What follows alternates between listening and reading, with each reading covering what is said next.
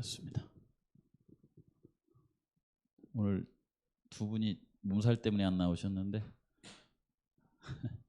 요즘은 이 코로나 때문에 우리 성도님들이 이제 그 교회에 오셔서 예배 드리시는 분들하고 교회에 나오지 않고 집에서 예배 드리시는 분들이 있는데, 가능하면은 집에서라도 예배 볼 수 있도록 그렇게 권장하는 게 좋습니다. 지금 뭐 우크라이나 같은 데는 거의 다가 비대면 예배 드릴 거예요 아마. 그렇죠. 전쟁이 이렇게 났기 때문에 교회에서 예배 드리기 참 쉽지 않은 그런 때죠. 그리고 우리가 이제 보통 이렇게 말하잖아요. 포스트 코로나 이러잖아요. 포스트 코로나라는 말이 이제 팬데믹이 이제 지난 다음에 우리가 이 세상이 어떻게 바뀔 것인가. 그 다음에 다른 말로는 이제 포스트 코로나 또 위드 코로나 상황 가운데서 우리가 어떻게 살 것인가. 이제 이렇게 많이 하더라고요. 이제는 코로나를 피한다고 피해져야 안 피해져요. 이게 피해지지가 않습니다. 뭐 벌써 오늘도 저도 그 소식을 듣는데 어느 교회는 장례식이 이제 있어가지고 했는데 목사님이 코로나가 걸린 거예요. 그래서 이제 목사님이 또 이제 그것도 모르고 설교를 했는데 이제 그게 난리 난 거죠. 그런 상황이 자꾸 벌어져요 우리 집에는. 그렇죠? 그래서 이럴 때에 조심하다가 걸릴 수도 있는데 조심하다가 해야 될 일을 안 하고 이렇게 살 수도 있어요. 그러니까 지혜롭게 사시기 바랍니다. 지혜롭게. 또 이게 코로나 때문에 이렇게 돌아가신 분들이 있는데 그것이 또 코로나 때문에 돌아가신지 아니면 코로나 때문에 다른 지병으로 돌아가신지 이게 알 수가 없어요. 그렇죠? 예를 들면 코로나 때문에 오늘 돌아가셨다, 죽었다 이 말이에요. 근데 이게 코로나가 아니어도 죽을 병인지 코로나 때문에 죽은 건지 이건 알 수가 없어요. 이게. 그러니까 조심하지만 너무 코로나 때문에 겁먹고 살지 말아라. 이렇게밖에 말 못하겠더라고요. 자, 오늘은 예수 구원의 반석으로 이렇게 잠깐 이었는데 초대교회에 있는 말씀을 다시 한번 좀 이모저모 이렇게 살펴보면서 같이 생각해보는 시간을 좀 갖도록 하겠습니다. 여기 보시면 사도행전 4장 11절 12절에 있는 말씀에 저 말씀은 그냥 이렇게 보통 그냥 읽을 수 있는 그런 말씀은 아닙니다. 그래서 같이 한번 읽어보겠습니다. 시작. 이 예수는 너희 건축자들의 버린 돌로서 집 모퉁이의 머릿돌이 되었느니라. 다른 이로서는 구원을 얻을 수 없나니 천하 인간의 구원을 얻을 만한 다른 이름을 우리에게 주신 일이 없음이니라 하였더라. 저게 이제 초대교회가 이제 시작되면서 이제 베드로를 통해서 사람들에게 이제 알려준 말씀이에요. 근데 이 말씀이 왜 그냥 우리가 스쳐 지나갈 것이 안 되는가 하면은 예수님 당시에 그 유대 지방을 중심으로 해서 그 주변의 사람들은 어떤 신앙을 가지고 있었을까요? 만약 신앙을 한다면은 유대인들은 유대교를 믿었을 것이고 로마 사람들은 어떤 신앙을 했을까요? 뭐 이제 뭐 아마 여러 신을 신었겠죠. 뭐 태양 신을 숭배하든가. 그다음에 그 당시에 인도에 가면은 기독교가 이게 퍼지기 전에 인도 사람들 뭘 믿고 있었어요? 요즘도 그렇지만 힌두교를 믿고 있었잖아요. 그렇죠? 예. 그리고 우리나라도 역시 기독교가 들어오기 전에 대부분의 사람들이 어떤 신앙을 하고 있었어요? 불교를 했어요. 그다음에 종교를 대신할 수 있는 불교나 유교를 이렇게 말하자면 가지고 있었습니다. 그거 아니래도 토속 종교도 가지고 있었죠. 그렇죠. 예. 이제 그런 상황. 이스라엘 백성들은 지금까지 그 구약 성경을 통하여서 유대교를 이렇게 믿고 있었습니다. 그러다가 이제 당시에 그 예루살렘이나 그 종교 지도자들이 기다려 가지고 예수님이 오셔서 당신이 메시아입니다라고 해서 세운 분이 예수님입니까? 아니면은 그들은 반대하는 분이에요, 이게. 그들은 반대하는 분이 갑자기 오셔서 이제 33년 사시는데 그 가운데 3년 반 동안 공생애 하시고 골고다 상에서 돌아가신 이분이에요. 이분.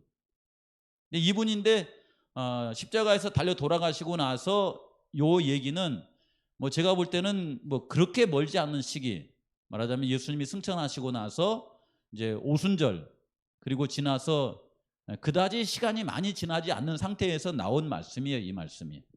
그렇죠.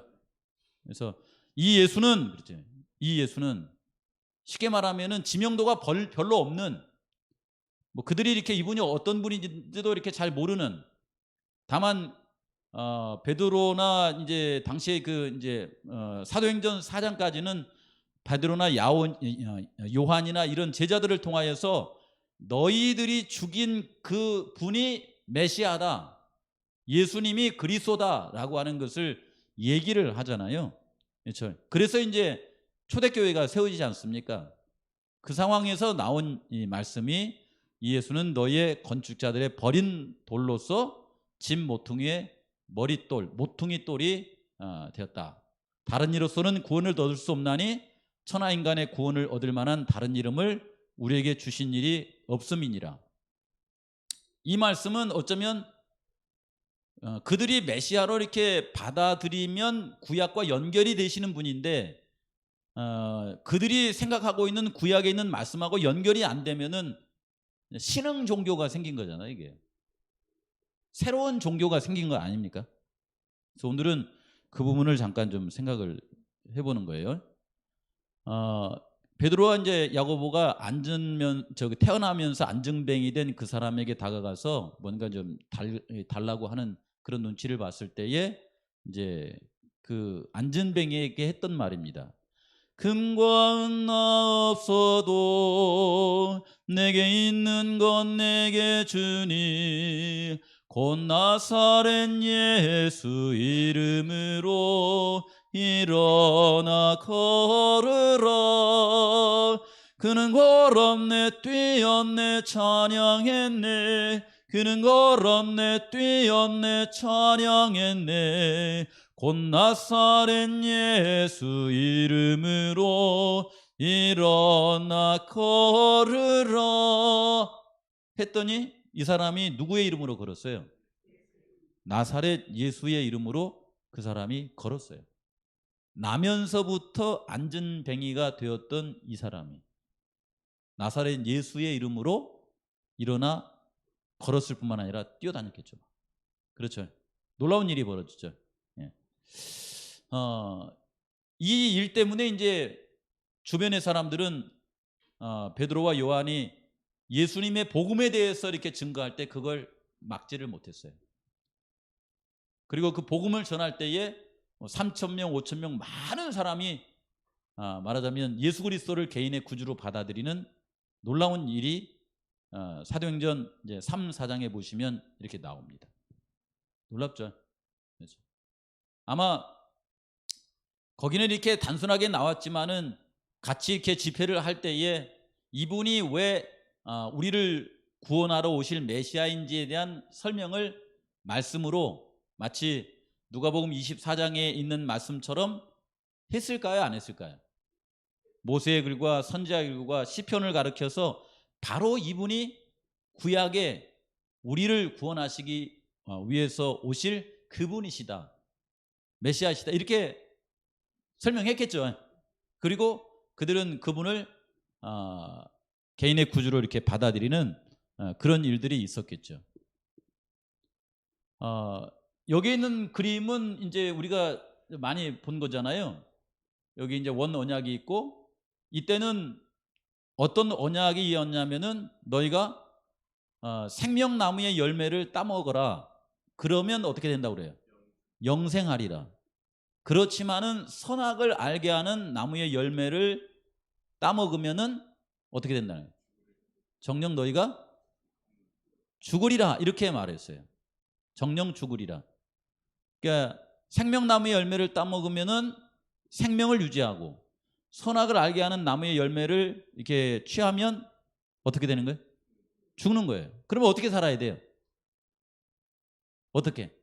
선악을 알게 하는 나무의 열매를 먹지 말고 생명나무를 이렇게 나무 열매를 먹으면서 그냥 생명을 가지고 자유롭게 거기 살아야 되겠죠.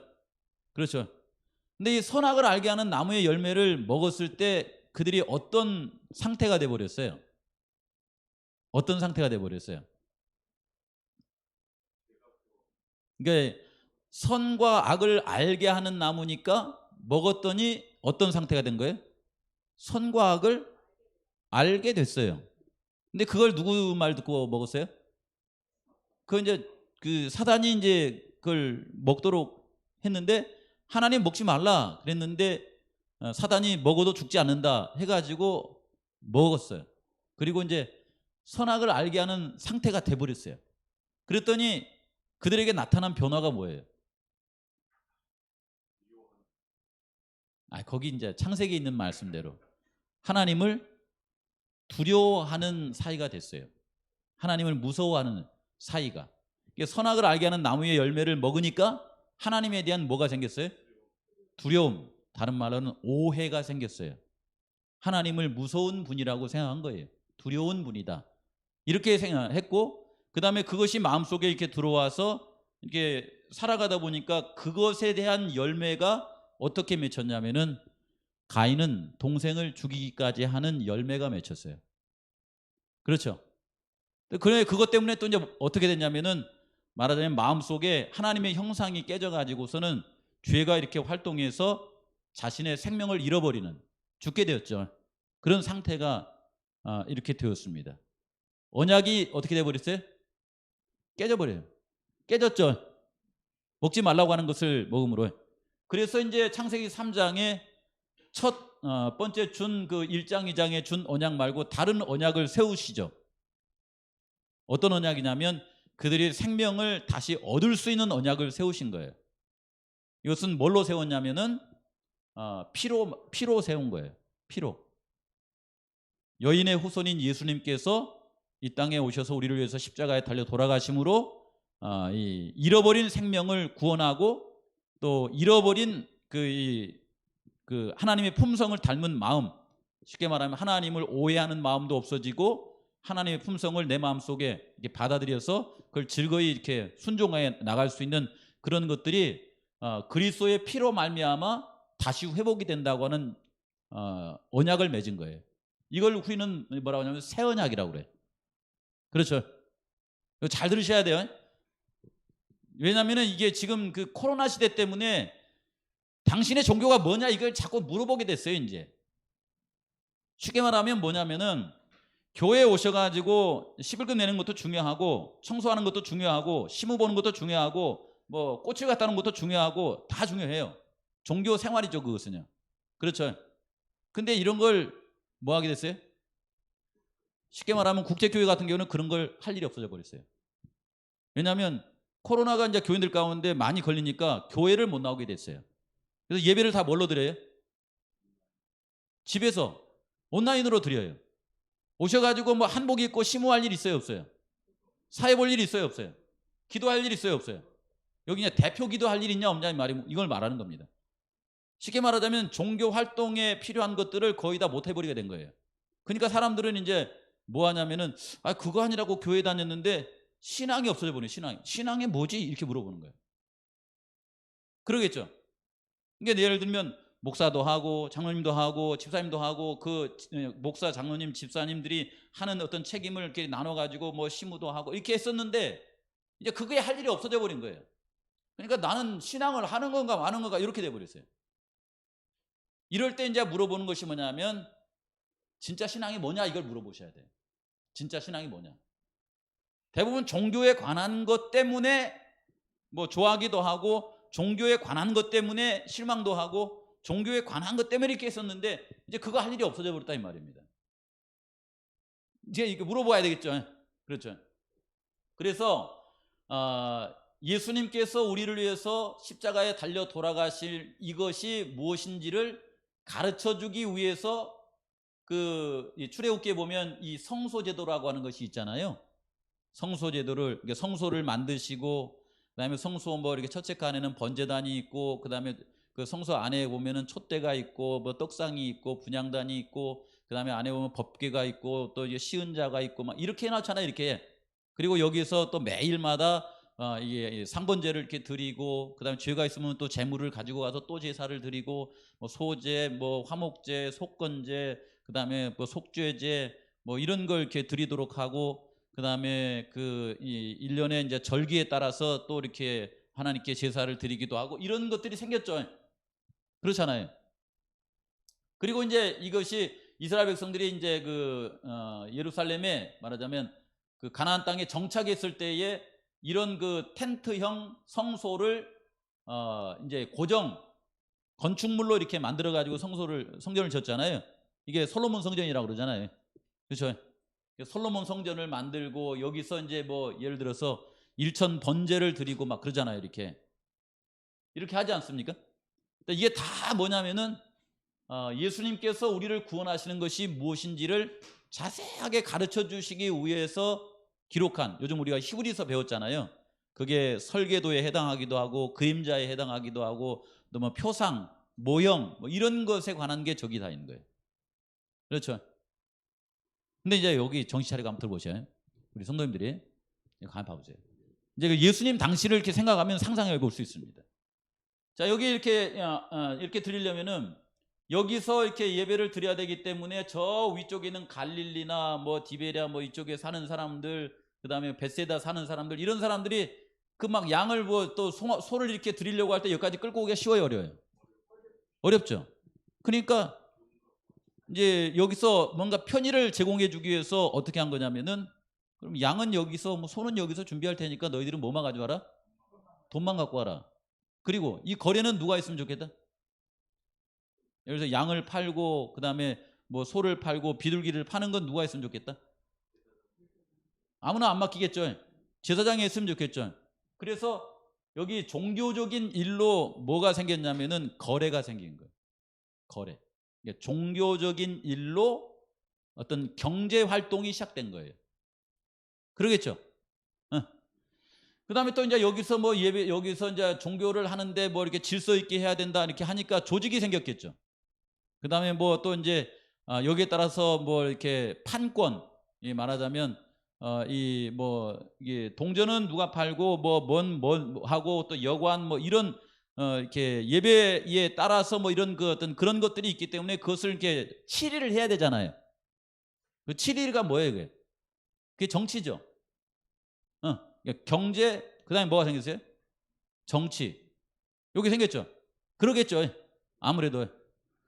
그다음에 또 뭐 여기에 관련돼서 이제 뭐 이렇게 예배자가 예를 들어서 디아스포라 유대인들이니까 뭐 저쪽 위쪽에 뭐 애굽 쪽에 뭐 바벨론 쪽에 여러 군데 흩어져 있으면 그 사람들이 왔다 갔다 이렇게 하는데 국경을 이렇게 통과하고 하려면은 뭐가 또 있어야 돼요?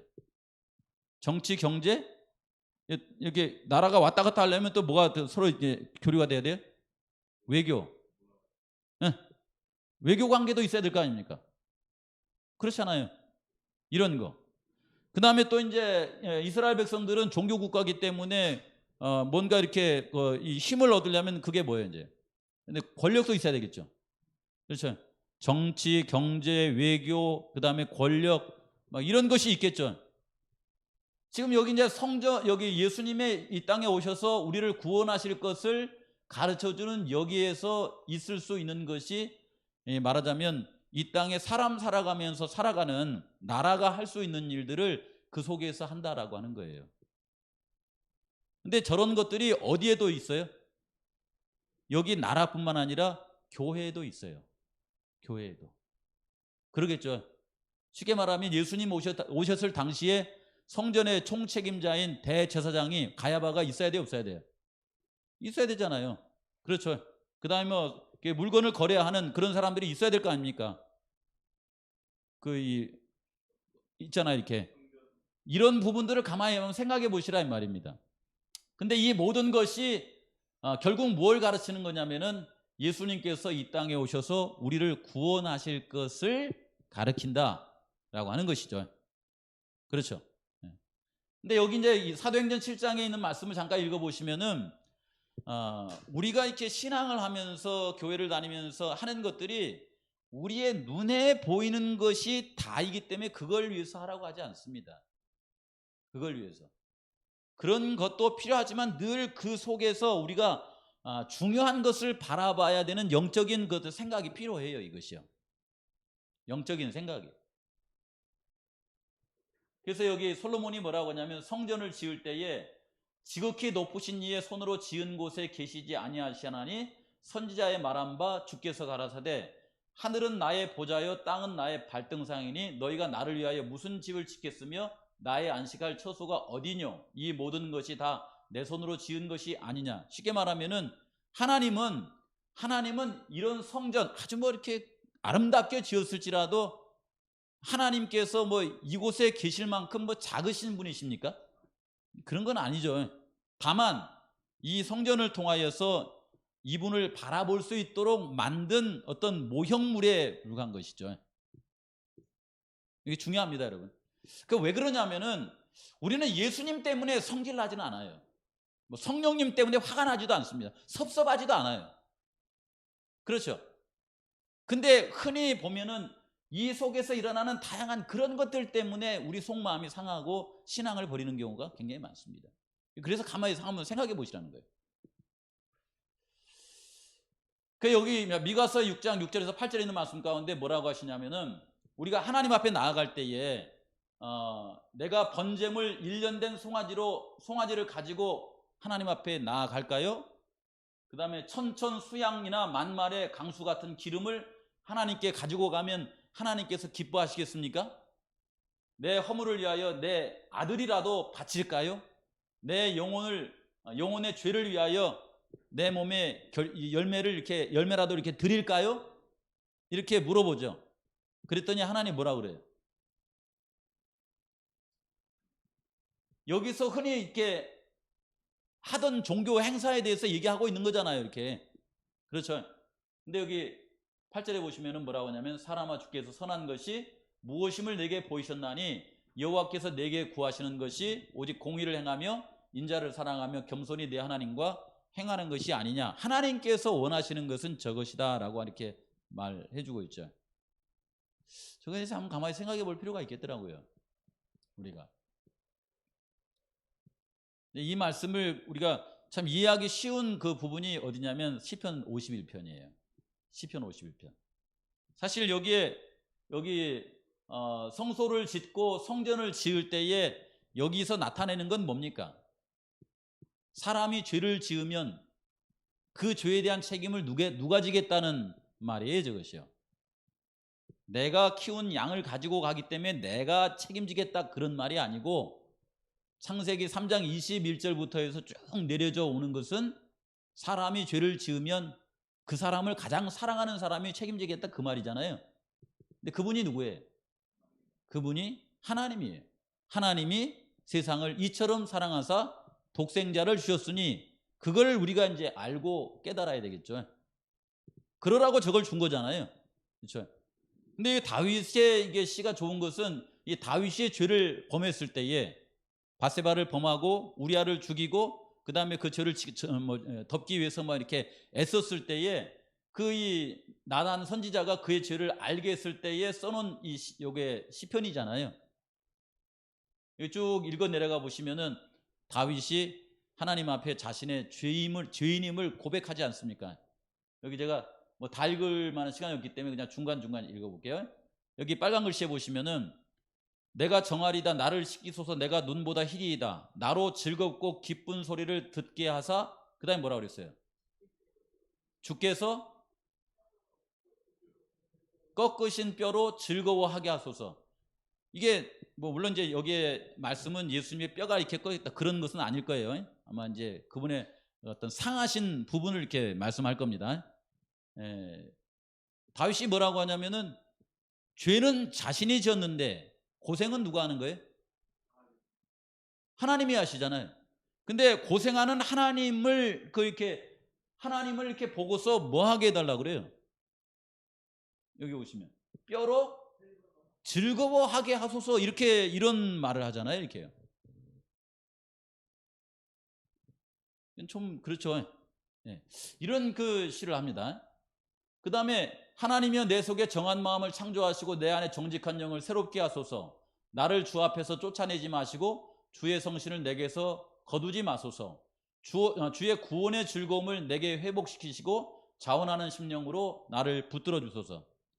저런 기도를 이제 그 다윗이 이제 하나님께 진실하게 이렇게 하는 거예요. 저런 기도를. 그렇죠? 예. 그러면서 하나님이여 나의 구원의 하나님이여 피 흘린 죄에서 나를 건져 주소서. 주여 내 입술을 열어 주소서. 내 입이 주를 찬송하여 전파하리다. 주는 제사를 즐겨 아니하시나니 그렇지 않으면 내가 얼마나 줬을까요? 얼마나 드렸을까요? 왕이니까. 수많은 제사를 드릴 수도 있었겠죠.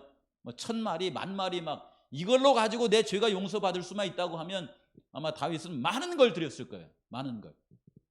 그런데 여기에 뭐라고 하냐면 주는 제사를 즐겨 아니하시나니 주는 번제를 기뻐 아니하신다 이렇게 말합니다. 이 말은 뭐냐면 하나님께 번제 드리지 말라 이 말이 아니라 하나님께 이렇게 번제를 드리는 것이 우리에게 왜 우리에게 번제를 드리는가 그걸 알게 하라는 거예요. 그게 뭔가? 그게 이제 여기 17절에 있는 말씀이잖아요. 우리가 하나님께 번제를 드리는 것은 그로 인하여서 하나님의 구하시는 제사는 뭐라 그래? 상한 심령. 죄 때문에 상한 심령을 가지고 제물을 가지고 가서 하나님께 드리는 제사. 뭐 알고 봤더니 그 제사마저 자기의 공로가 아니라 하나님의 아들 독생자이신 예수님 그분을 상징하는 제물을 가지고 가서 이렇게 자신의 죄 때문에 하나님의 독생자를 우리가 죽게 하는 그로 말미암아 우리의 마음 가운데 이렇게 상한 심령 하나님이여 상하고 통회하는 마음을 주께서 멸시치 아니하리다.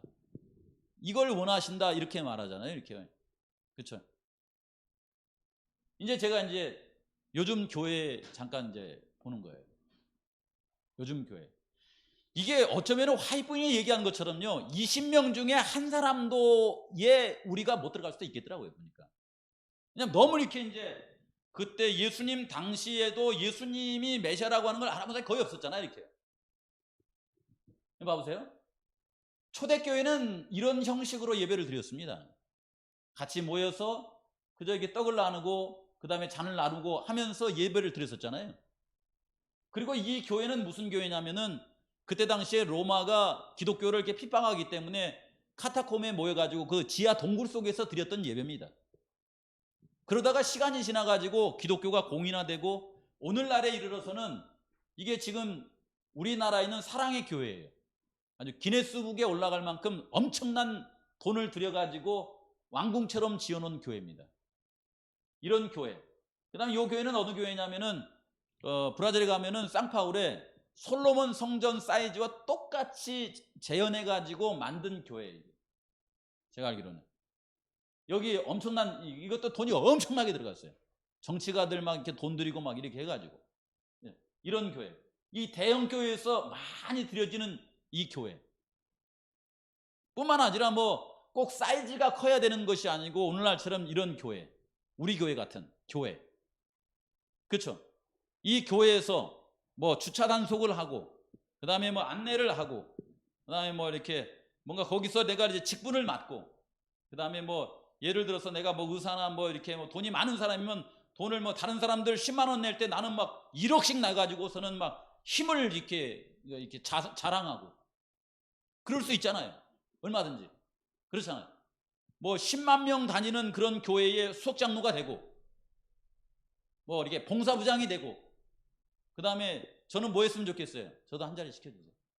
저는 당회장이 되고 연합회장, 합회장이 되고 이런 거 있잖아요. 이런 가운데 이 조직체를 이끌어 나가고 그러기 위해서는 조직체를 이끌어 나가기 위해서는 그냥 예수님만 찾으면 됩니까? 정치도 필요하고 경제도 필요하고 돈도 필요하고 그 다음에 외교관계 관계도 이렇게 읍단이나 이렇게 관급에 이렇게 관계도 필요하고 많은 게 필요하지 않겠습니까? 그러죠.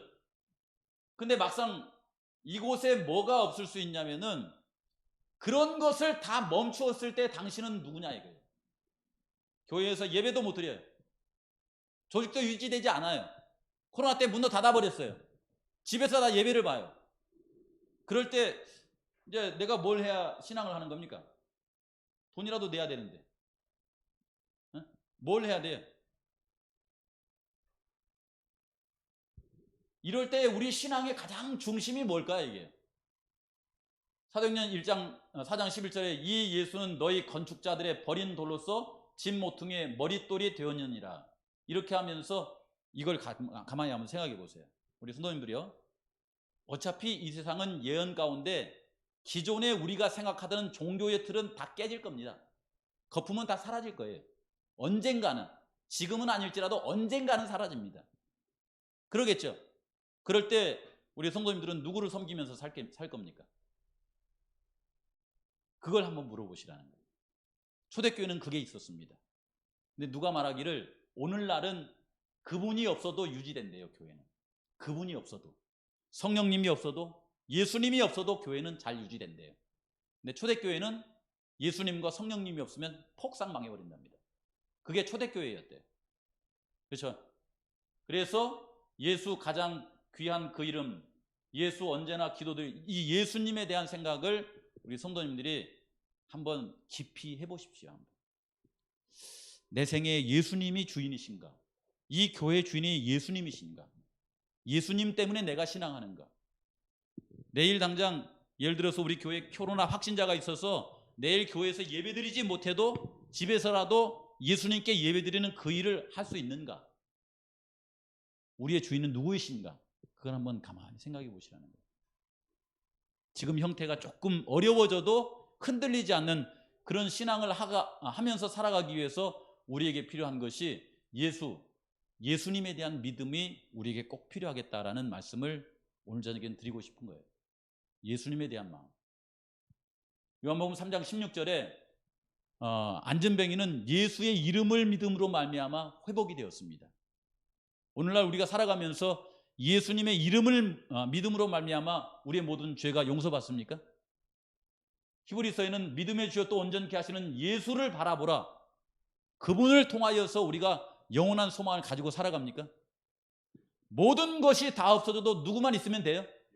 예수님만 있으면 되겠습니까? 예수님만 있으면 난 교회 못 다니겠습니다. 이렇게 하랍니다. 예수님만 있으면 되겠습니까? 저한테도 물어봐야겠더라고요.